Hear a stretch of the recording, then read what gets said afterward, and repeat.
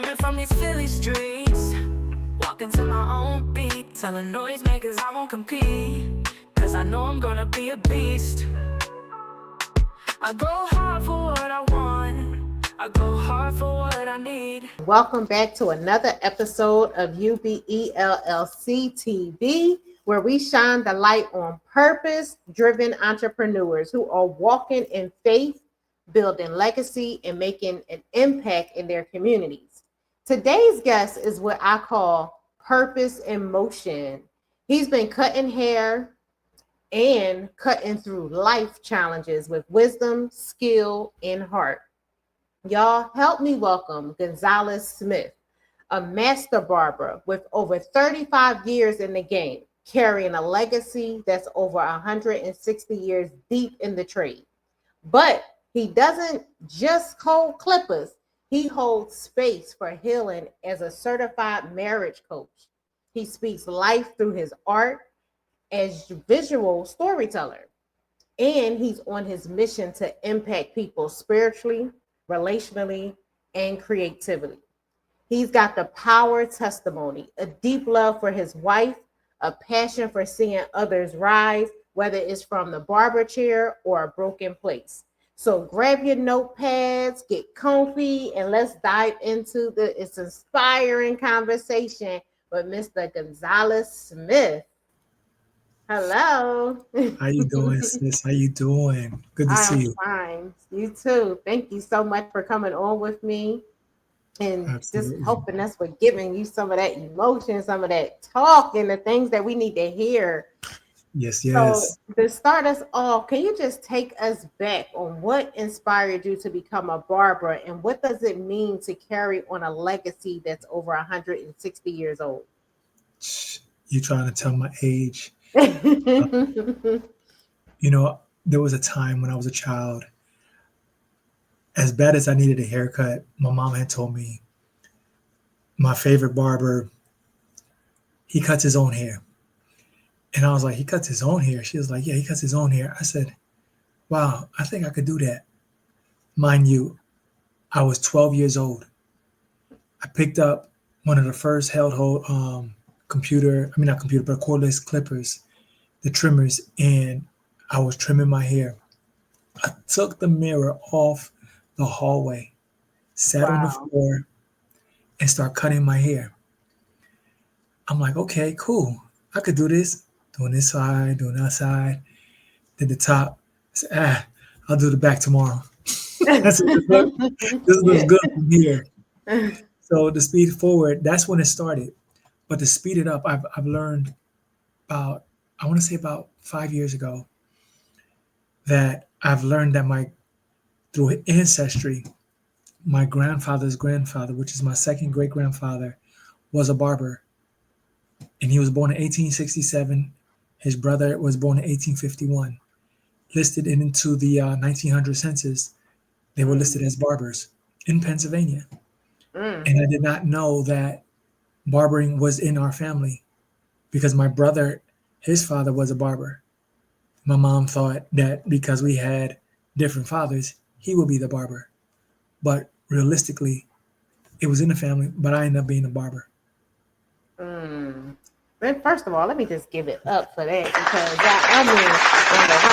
got to give you a shout out because you said the Pennsylvania, and everybody know that's me, Pennsylvania. Keystone State. That is awesome. Like, you know, especially at 12 years old, like you don't think of the average 12-year-old like, let me just go ahead and cut my own hair. You know, that is truly amazing. You are so gifted. Now, you've worn so many hats, from Barbara to coach, the artist, the mentor. How did you keep those lanes without opening up, keeping those open up for you? Like, how did you keep that going with you doing so many different things? Culturally, our personalities are very gifted. And we don't know how to decipher and channel what path we are to have, because we're always doing something. We're always being busy, no matter what it is. And what up happening is, it's like being on the field when you're younger and you're playing intramural sports. You know, I had played, football as a child. Little League, and you would have to play running back, wide receiver, and defensive back, and so on and so forth, in special teams. And it was like that was the direction that helped mold me to Mm. become, diverse in multiple areas because, you know, I learned how to cook at a very young age. I've Right. learned how to draw since second grade. You just try to find your gift and try to, and what God does, He makes room for you in those capacities because you don't know. I was writing poetry in middle school. You know what I mean? I was having hard conversations in middle school with my friends, my peers, and opposite sex, and just I was basically counseling then, and I thought I was a fortune teller. Mhm. I was gifted like that. Mhm. So as you move forward and you grow into life, it's like, okay, where does that purpose actually line up? So that way I can pursue that. And in the midst of that, I will cut hair $3, $5. I will speak life into people, just random, when we be on the phone all night long, just talking and just shooting the breeze. And then you have your downtime with your friends. And then eventually you have time for yourself. Mm. So in those early stages, it helped mold you into becoming who you wanted to be. And then next thing you know, you're being monetized for it. You don't Mm. realize that there's a purpose in your life. You don't realize there's a calling on your life. You just feel like you're just going through life. Right. And as you go through life, you start interacting more and more and more people.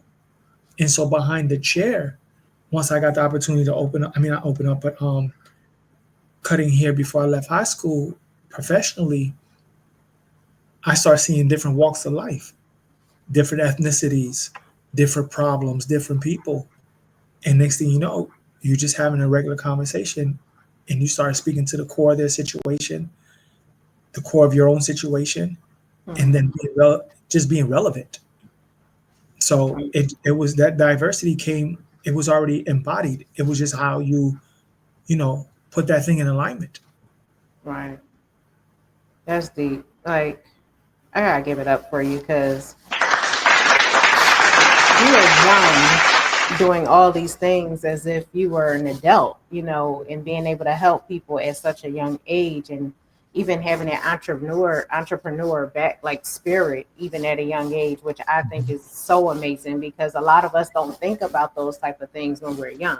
We're just we just living for the day. We're not looking for the future or even thinking about certain things at that age. And you were really already over the top already, like with the mindset and everything. So that's just so amazing. Absolutely. Um, I'm sorry. I remember in 11th grade, my brother and I were walking, and I said, I want to open up my own barbershop mm, before I was 30. And I was like, I don't see myself in a small town. I see it bigger. I just see it bigger. And so when you're young, your goal is to reach the stars. And that was when I was younger, before I left high school. mm. I just want to add that. That's really good because I was sitting here like, for me, it was such a transition, when I came from Pennsylvania to Georgia. And I think from me leaving basically the bulk of my family and friends all up north and coming down here, it turned me more into an entrepreneur because of the time that I came down. But I wasn't thinking that way. Like I always had like a hustle to me being from Philly. So it was like I always had that little hustle mentality. Like I would sell, different things, do different things, making money, all the time. But it was never that, let me really put this business together. I didn't really have that mindset until I went through different situations down here. Once I kept seeing that jobs was laying me off and doing different things, and it was like, okay, I need to create my own income because me working for people is not working. So that's when I started having that transition of that mindset of I need a job. I was like, okay, now I need to work for myself. So that's like so amazing that you had that so young. Like you was thinking of this as under 18, so that's Right. really, really cool. Now, just like I said, you moved from Allentown, PA to Atlanta. What was your biggest challenges from rebuilding your brand and your clientele in a whole new city? Starting from scratch, Mm. trusting God in the process. Still rebuilding. Um, the scariest part was taking the leap of faith and leaving your comfort zone. I'm from Allentown. I'm a project child. That was my home. That's all I knew. I had to get I had to get comfortable with being okay walking away from a business of over 26 years and just hand over the business, the money, and start from scratch and be okay with that and still building a foundation here, you know, and cultivating that. I was always that person that, you know, I was okay with walk-ins. I wasn't appointment based. So I had to relearn the structure. So Mm. it puts everything back in perspective. The alignment will never go away. So now I have to channel my direction on getting more people, drawing more people, get more engaged in social media, put myself out there and talk to people. I don't have a problem about talking to people. We don't have a problem with talking to people. The thing about it is getting the people to come. That's the thing. People are already committed to other people, other barbers. And the thing about it is my gift speaks for itself. I'm not just a barber. I'm not just a master barber. I'm that barber that has the anointing where you have to have a select certain gift to talk to people and pour back into people. I have that gift. I didn't realize I had that gift. Not the way that I have. You're not going to have somebody that's going to pray over you while I'm cutting your hair. You're not going to have somebody that's going to pray that you come in to the barbershop. The business that I had was no profanity. It was a Christian barbershop back home. Mm. So I have the same principles down here. But this time I'm working for somebody else and still working for myself and gaining momentum to make that quantum leap to have my own again. That is the Mm. mission to come here. I'm just like you. Your story, my story are very similar. We just came at different times. I've only been here 18 months. And, it has not been easy. The one thing that when we talk about the struggle is real, the struggle is very real, but our faith is stronger. Amen. That's so deep. Yeah, it's real. Because I say, honestly, if it was nothing, I literally could say at one moment, I fell to my knees and just prayed at one point because I had so many things just going on.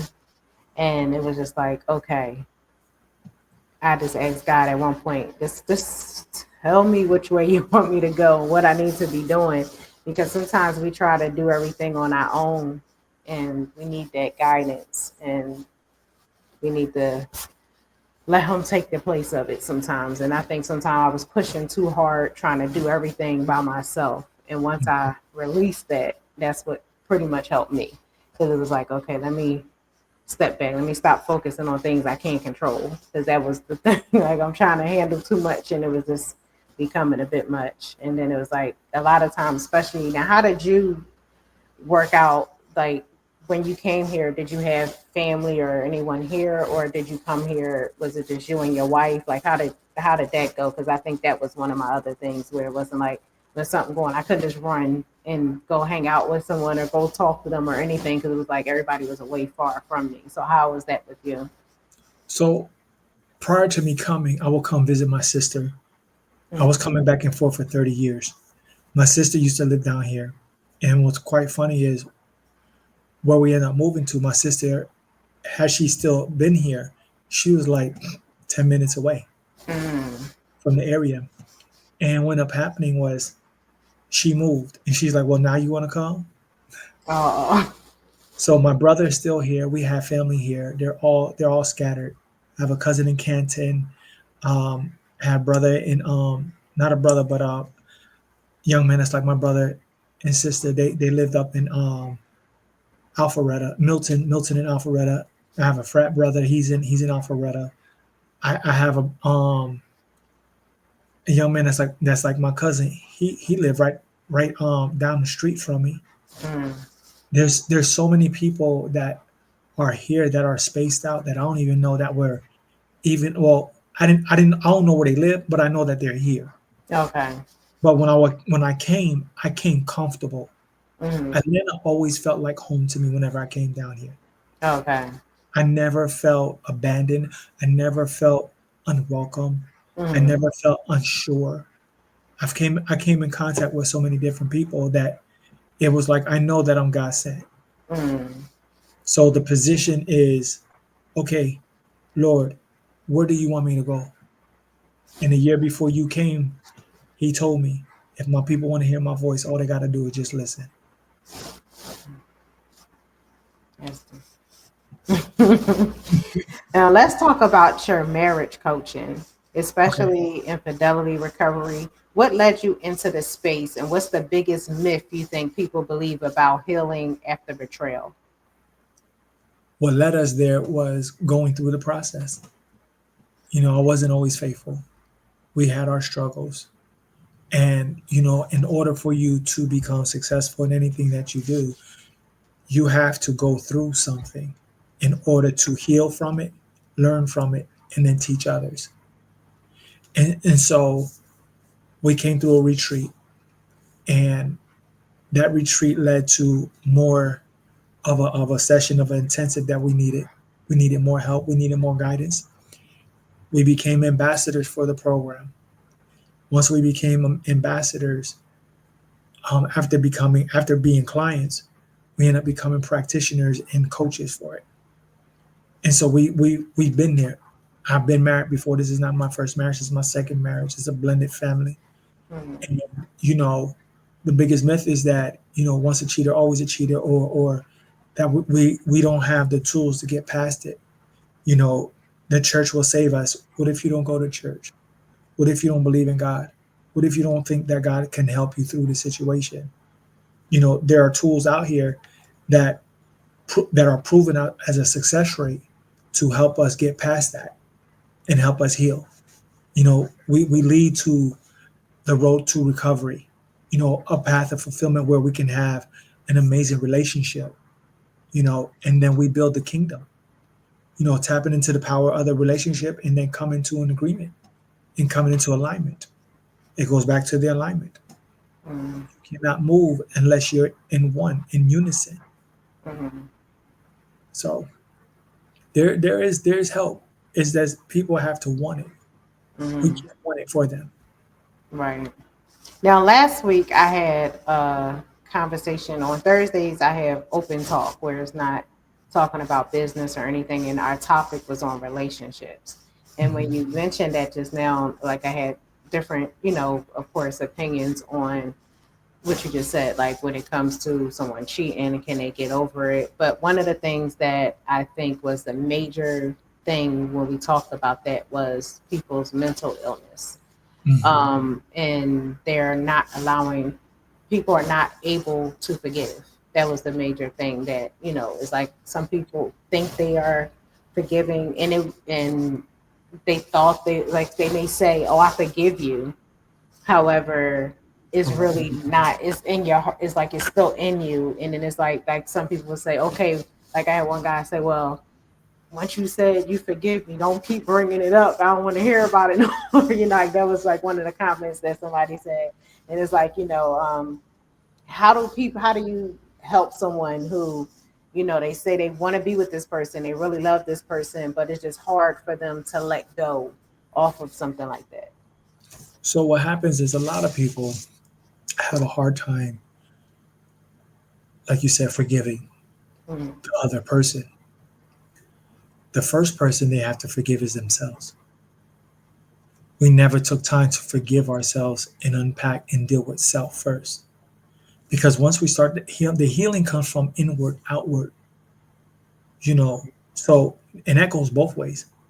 It goes both ways. It doesn't have to be because of the woman being betrayed and the, just basically the entity of he cheated on her or she cheated on him. It goes both ways. In the upbringing, is bad enough, where we weren't taught how to love someone. Depending on where your environment. Your environment was like, go ahead and get as many as you can, break as many hearts as you can. Hey, it's there for the taking. But realization is that hearts are going to get broken, and they get broken by these soul ties, and they have this expectation that they're going to conquer whatever it is. That's the premise, but that's not it. When people truly, truly, truly, truly forgive, it's not about, well, you should keep bringing it up. That's because it hasn't been dealt with. It hasn't been corrected. It hasn't gone through the process. You got to go through that process, that healing, because it takes longer for the healing to take place. It could take up to 2 years for her to actually forgive it and it move forward. But you got to be all in order for it to work. You can't say, well, we went to counseling and she's supposed to forgive. I done told her I done cheated and I done this and that. If you have nothing to hide, people who have nothing to hide nothing. But a lot of times, a lot of people are not transparent enough, where they're present enough to be honest within themselves, let alone with the other person. So if they're not honest with the other person and they keep bringing on that vitriol and taking on that onus, then the person that did the cheating never let it go, because they might be the one that's holding on and still having that in that closet, instead of just bringing it forward and just let it all go. Yes, yeah, that's facts. Because that was like a big topic last week that we talked about with the relationships, and it was like the hiding of things, and it's like a thing of, nowadays, because everybody's in this cell phone era, so it's like a thing of don't touch my phone type of thing. And so you have some people like, you're not supposed to do that. Like, why would you do that? And then it's like, okay, well, a person would do that if they don't trust the person, but they wouldn't do it if you trust the person. But then there's some people who will be like, it's not even about that. It's just the fact of why you feel like you can't do it. You know what I mean? So it was like, that was a little bit of it too. But I just think that what you just said, when it comes to the forgiveness and being able to get past it, because once one thing happens, sometimes people they feel like they have to be around that person 24/7 to monitor or, check everything like an FBI agent, when things ain't right. Now, how does your creativity tie into your healing work and your faith? How does my creativity tie into my healing, tie into my faith? Mm-hmm. The only way I can compare that to is cooking. When you cook, you prepare yourself for the meal. You prepare for the outcome. And you believe on the other end that the person is going to enjoy it. We always want to serve that person. And, we get so much joy and so much satisfaction out of that. But 9 times out of 10, the people that try to cook can't cook. They're just trying to cook. But the main ingredient behind the creativity is the passion, is the love, is the preparation. So when you become isolated in that passion and you're in that zone and you're all in, you got everything lined up, you got everything cut out the way it's supposed to. You have all your seasonings out, you have everything out. You're like, okay, yeah, it smells good in here. Next thing you know, you put it all together in one big old pot. And you're like, whoa, or different dishes. Whoa. Now we call it din time. We're ready to eat. And we're believing that on the receiving end, that person is going to enjoy that meal. So what God does is he takes the broken pieces of that individual. And what he does is he creates a vision. With that vision, he gives it to that person and he molds them and he shapes them and he defines who they are. And then the healing comes when he breathes that breath, that ruah breath on that person. He breathes life into it so that it exists. And as it exists and that dream exists, that person, that passion perseveres to their purpose and their calling. But the only way they have to get there is their faith. The faith unlocks that faith unlocks the door. That is the key to everything. That is the key to life. That is the utmost key. Without that, one, it's impossible to please God. But faith without works is dead. Thanks. Now you mentioned new beginnings. Mhm. Now, tell us more about the brand vision and what you're building towards with your future shop.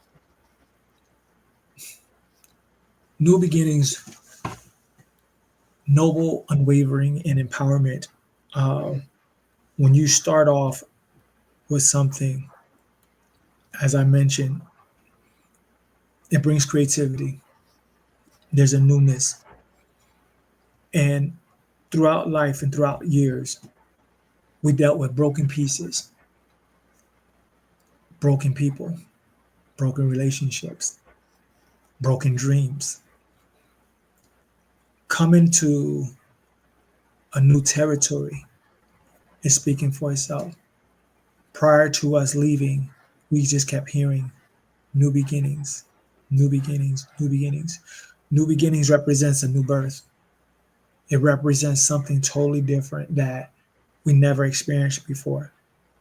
It's a different start over. It is starting over, again with him, for us and for others. New beginnings is to serve other people, because when people lose hope, they don't see a beginning. They will see an ending. I don't know what I'm going to do. It's all over. No, it's not. It's only over until you believe that it's over, or when God closes your eyes. That's when it's over. But as long as you're still breathing, you have another chance. You have another beginning. Let's fix this problem. Let's fix you to a new you and a new beginning, a new place, a new start, so that way you can have a better finish. That right there. Yes, exactly. Now, what has networking and word of mouth taught you about building your brand in today's digital heavy world? Respect. Respect. There's a lot of people. One thing that I love is a lot of people respect their craft. And, word of mouth speaks a lot. It speaks volumes. It carries a lot of weight. It carries a lot of weight. It can carry good weight. It can carry dead weight. Mm-hmm. If your brand doesn't speak for itself, if you don't speak life or have an impact on somebody's life when that first impression is everything. If you don't have that within you, people will talk about you. He can cut hair, but he don't talk. That restaurant, it's the layout is nice. They can't cook. Mm-hmm. That store, they don't have everything. It's all that, on the outside, but on the inside, mm-mm. So you always have to be a walking billboard. You always got to know that people are always watching your every move. People are watching you, how you interact with other people, how you don't always dump yourself on them. You invite yourself with them. I build relationships with the people that I interact. It's not transactional. I'm not that transactional barber. Mm-hmm. I'm not gonna cut your hair for X amount of dollars and just be like, yeah, next. No, I'm gonna take my time. Whereas I want to get to know you. When's your birthday? Where you from? How many kids you have? Mm-hmm. I'm not in it for the money. In the beginning, you learn, okay, I was a little arrogant, but then along the way, I've learned to pivot and respect what was given to me. Everybody that comes to you, God sends. So how are you going to handle what he sends you? Are you going to dismiss it or are you going to embrace it?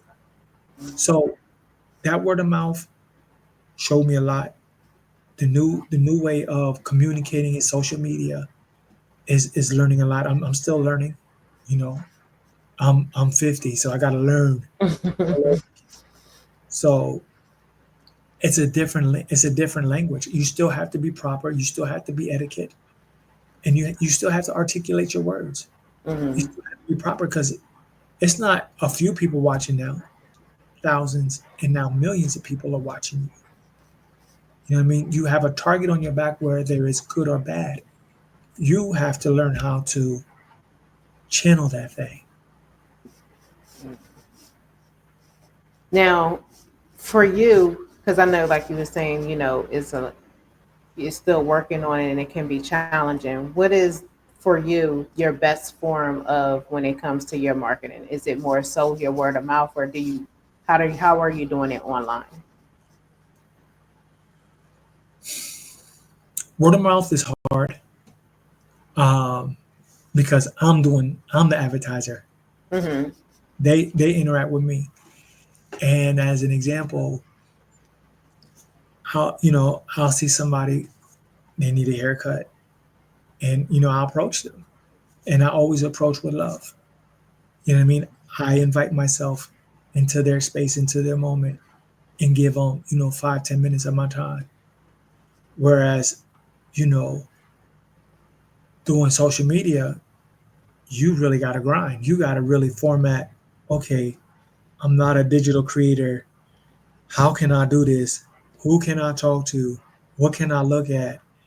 You got to look at everything. The creativity is totally different. You know, you're in I'm in my dining room and got a picture behind me, and it's like, okay, this is my background. How do I do that? It was just like in church when I had to learn how to do PowerPoints. I watched the kids do it. I wasn't taught how to do PowerPoints in school. Mm-hmm. So relearning all over again to Mm-hmm. understand the concept and what they need and what they're looking for, and what they're all doing. Everybody's doing something different, and a lot of people, they'll either undercharge or overcharge or don't even charge. You know what I mean? So it's again, it's challenging. Getting the people out there. Who's your followers? How many people are following you? Who are you Mm-hmm. following? So Right. Now I have to give a shout out to Nikki Saunders. She's with the Lions Behavior, and also she has the Mighty Network. And like you, I wasn't really a social media person. I honestly didn't even have social media until I moved to Georgia. I didn't wow. do Facebook. I didn't even do MySpace. Like I never was into any of that stuff. I was always a person like I always see people in front of them. Like I never really was into the online stuff until I came here, but I realized now in this day and age, I have to be online. So she do really help out when it comes to showing. Like I've been learning so much with that group, far as the creativity with doing different things, even from animations and everything. So I really gotta give her a shout out for that with that group, because she really did give me a lot when it comes to that. Now I know you also mentioned you're part of a Foundry Men's Ministry. How does your Yes, faith in the community help you stay grounded while you grow? you have to be honest. You Mhm. have to be honest. You have to be brutally honest. You grow up trying to be integral, and your morals are in alignment, that you're not bashing the family and having a good name, but you're going to be a person. And there it comes a time in life where you have to grow up and be a man and be somebody and have a moral value, a moral system. And you know my coaches, we go by a compass, and a lot of people don't have a moral code. They're like, I'm a good person, I'm a good dude, I don't do X, Y, and Z. I really don't need no mentor. Or my mentors when I grew up, they was pimps, drug dealers, woman abusers. They hit on women. They were football coaches or whatever, but nobody actually sat me down like my coaches did, like my mentors did, just like I did with my mentees before I even came a part of Foundry. You know, we go through a compass. We have a moral system. We have a moral value. You know, we deal with the four securities of life. You know, we deal with our spiritual, our emotional, physical, and financial. You know, your spiritual securities are finding out, you know, knowing who your creator is. You know, not everybody's going to believe in God. They're going to believe in a higher power. You know, a lot of people's not going to know how to handle their emotions as well. You know, they allow the situation control them rather than controlling it. Mm. Then you have, you know, your physical, being able to take care of your family in all attributes. You know, not just hands up or guns up or whatever, but just being able to physically provide for them. And then financially being able to make money on demand. You know, you have to have the right mindset. And then, you know, the attitude has to be in order. You have to be present. You know, analyze the details, trust the process, and never quit. You know, when you're present, you got to be honest. You can't focus on what everybody else is saying. You know, details again. So honestly, the minute things. You know, trusting the process. When it's times it's hard and challenging, you have no choice but to trust the process. But when you're all in and you feel like, you know, giving up, you can't quit. There's no room for quitting. When Jesus got on the cross, he didn't quit. When he had enough and he couldn't do it anymore, it is finished. He still didn't quit, but that's when it was done. But you know what he did? He came back.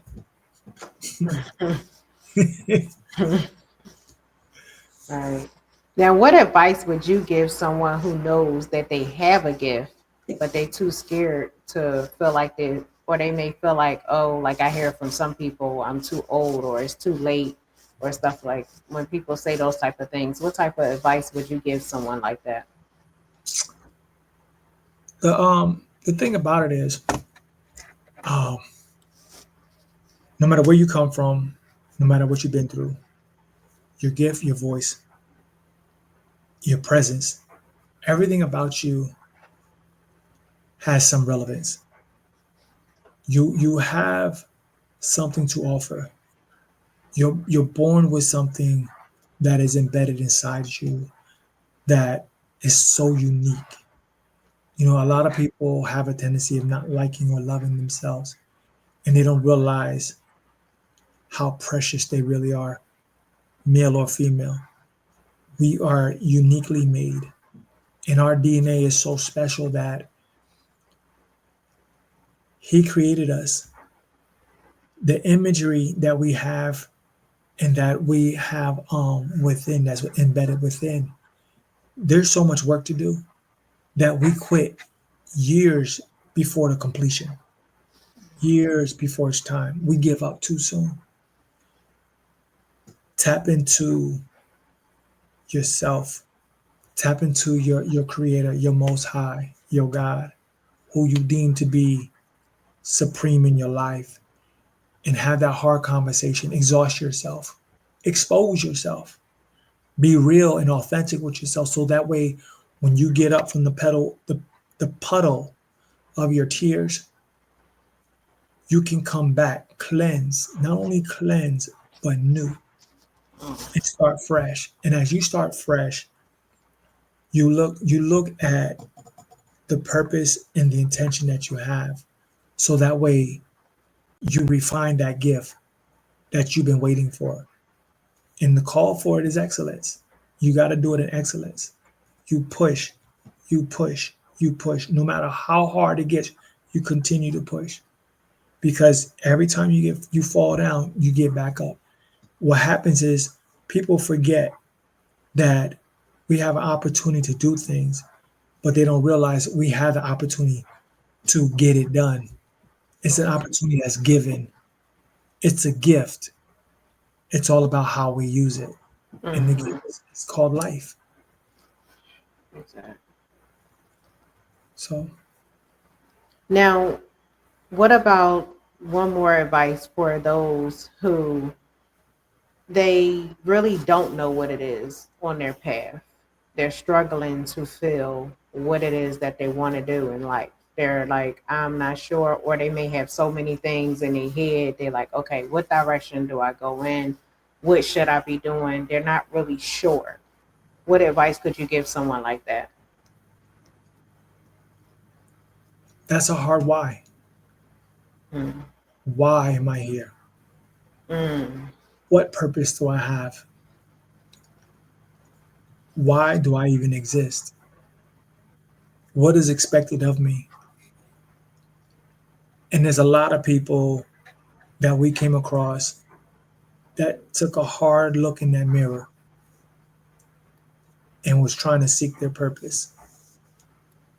And the one book that I will always try to find for somebody that struggled with that is Rick Warren's Purpose Driven Life.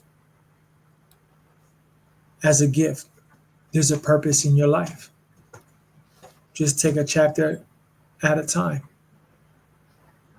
mm, A lot of times people don't take the time to read. They don't feel like reading. They rather scroll and find their purpose on social media mm, and negative people, but they never look within. So what we do is a mirror assessment. Write down the things that are that you feel.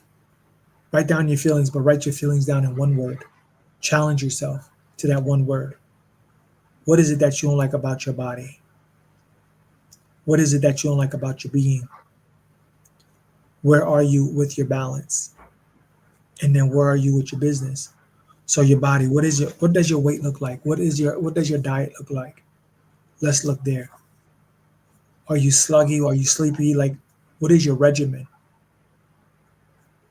What is your being? What do you believe in? Who do you believe in? What do you believe in? Your balance. What is your structure like around other people, around your family, around your spouse, your past? What has been weighing you down? Your business. What does that look like? What are you trying to strive? What are you trying to accomplish? Whether it's through education, whether it's to be an entrepreneur, or can you cook? What are your passions? What does that look like for you? Examine you. Stop examining everybody else's life. Stop comparing to everybody else's life. Let's look at your life.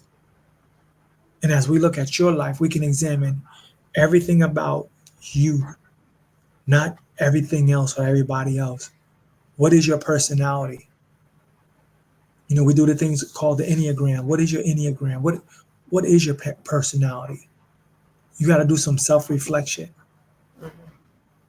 You know what I mean? You gotta go forward. You gotta surround yourself with like-minded people. Because if you're surrounded in a dead pool, nine times out of 10, you won't see yourself living past 10 years. You have to find people that have what you want and been where you've been. mm, You need a mentor. You need a life coach. You need help to find that. mm, So who are you looking up to? Who do you even have to look up to? Build that superhero. Who are you trying to become? Who can you say inspires you? Who makes you laugh? And who do you want to be created and become that individual but be better? Don't think small. mm. Don't think small. Because when you think small, whatever you're looking for, you can't find. But when you think big, it's all over. You can see it. You can see it. That was bars right there. Yeah, I love that. Can you repeat that last part one more time? When you look for small things, you can't think small. Because if you think small, you can't find it. You cannot. But when you think big, it's all over. When you look around, you can actually pat yourself on the back for what you have accomplished, what you can see, what you can do, where you've been. You can go to different places in this world. But when you have a small mindset, you won't even leave your house. Mm. When you leave that door, you walk through opportunity. You walk into destiny. You walk into purpose. You're walking. And all it does is, in order to walk, it begins with one step. I gotta. That part right there, I just had to have you repeat that. That's one of them things that people gonna have to send out and text people. That was good, right?